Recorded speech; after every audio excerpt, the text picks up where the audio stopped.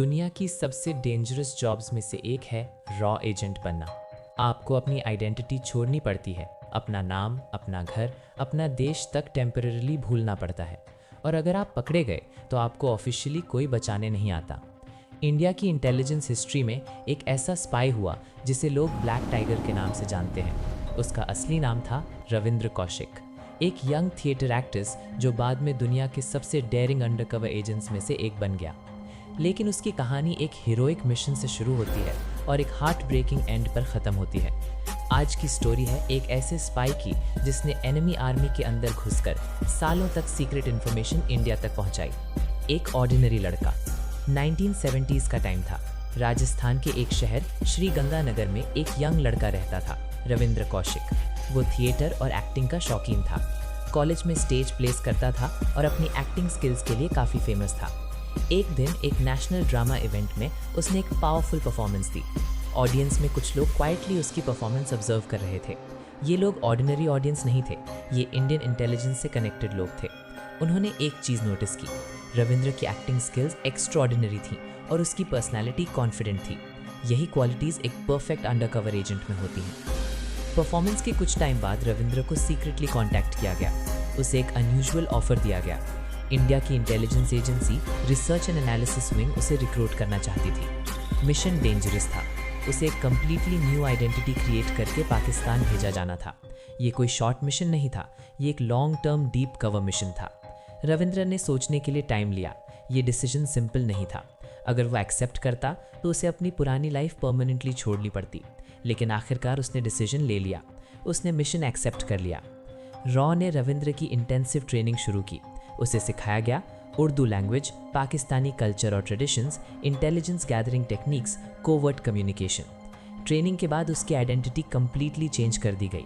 अब रविंद्र कौशिक एग्जिस्ट नहीं करता था, अब वो था नबी अहमद शाकिर, एक पाकिस्तानी सिटीजन। उसे सीक्रेटली पाकिस्तान भेजा गया। मिशन का ऑब्जेक्टिव क्लियर था, पाकिस्तानी मिलिट्री सिस्टम के अंदर घुसना और सीक्रेट इंटेलिजेंस इंडिया तक पहुंचाना।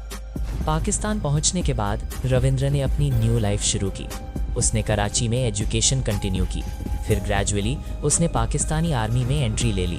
ये एक एक्स्ट्रा ऑर्डिनरी अचीवमेंट था। कुछ ही सालों में वो पाकिस्तानी मिलिट्री सिस्टम का पार्ट बन गया और वहीं से उसने रॉ को एक्सट्रीमली वैल्यूएबल इन्फॉर्मेशन भेजना शुरू किया। Military plans, troop movements, strategic discussions. ये इंटेलिजेंस इंडिया के लिए एक्सट्रीमली इंपॉर्टेंट थी। रॉ ऑफिसर्स उसकी रिपोर्ट्स को केयरफुली एनालाइज करते थे। उनके लिए रविंद्र एक प्राइसलेस एसेट बन चुका था। इसी वजह से उसे एक स्पेशल कोड नेम दिया गया, ब्लैक टाइगर। 1979 से 1983 तक रविंद्र कौशिक ने multiple critical intelligence reports India तक पहुंचाई। उसकी इन्फॉर्मेशन की वजह से इंडिया को पाकिस्तान के मिलिट्री प्लान्स का अर्ली इंसाइट मिलता था। उसका मिशन इंटेलिजेंस हिस्ट्री के मोस्ट सक्सेसफुल अंडरकवर ऑपरेशंस में से एक बन रहा था। लेकिन एस्पियोनेज वर्ल्ड में सक्सेस कभी परमानेंट नहीं होती। हर मिशन में एक रिस्क होता है और एक छोटी सी मिस्टेक भी सब कुछ डिस्ट्रॉय कर सकती है। 1983 में रॉ ने एक और एजेंट पाकिस्तान भेजा जिसका नाम था इनायत मसीहा। उसका मिशन था रविंद्र से कॉन्टैक्ट एस्टैब्लिश करना, लेकिन मिशन फेल हो गया। इनायत मसीहा पाकिस्तानी अथॉरिटीज़ के हाथ लग गया। इंटरोगेशन के दौरान उसने मल्टीपल सीक्रेट्स रिवील कर दिए। उन्हीं सीक्रेट्स में रविंद्र कौशिक की आइडेंटिटी भी एक्सपोज हो गई। पाकिस्तान की इंटेलिजेंस एजेंसीज तुरंत एक्टिव हो गईं और फाइनली रविंद्र कौशिक अरेस्ट हो गया। रविंद्र को पाकिस्तानी इंटेलिजेंस एजेंसीज ने इंटेरोगेट किया। उस पर एस्पियोनाज का चार्ज लगा। कोर्ट ट्रायल हुआ और उसे लाइफ इम्प्रिजनमेंट की सेंटेंस मिल गई। उसे सियालकोट सेंट्रल जेल भेज दिया गया। जेल लाइफ एक्सट्रीमली हार्श थी। रिपोर्ट्स के अनुसार उसने अपनी फैमिली को लेटर्स लिखे जिनमें उसने अपनी सिचुएशन डिस्क्राइब की। उसने एक लेटर में लिखा, एक एजेंट का लाइफ ऐसा ही होता है, देश के लिए सब कुछ सैक्रिफाइस करना पड़ता है। साल बीत गए, रविंद्र कौशिक जेल में ही रहा। 2001 में हेल्थ कॉम्प्लिकेशंस की वजह से उसकी डेथ हो गई। उस समय वो सिर्फ 49 साल का था। ऑफिशियली उसका नाम ज़्यादा हेडलाइंस में नहीं आया, लेकिन इंटेलिजेंस कम्युनिटी में उसकी स्टोरी लेजेंड बन चुकी थी। एक यंग थिएटर आर्टिस्ट जो हिस्ट्री के सबसे डेयरिंग अंडरकवर एजेंट्स में से एक बन गया। एस्पियोनेज की दुनिया ग्लैमरस मूवीज जैसी नहीं होती। यहाँ हीरोज अक्सर शैडोज में रहते हैं। उनकी सैक्रिफाइसेस क्वाइटली हिस्ट्री का हिस्सा बन जाती हैं। रविंद्र कौशिक की स्टोरी हमें याद दिलाती है कि इंटेलिजेंस वर्ल्ड में ब्रेवरी सिर्फ बैटलफील्ड पर नहीं होती।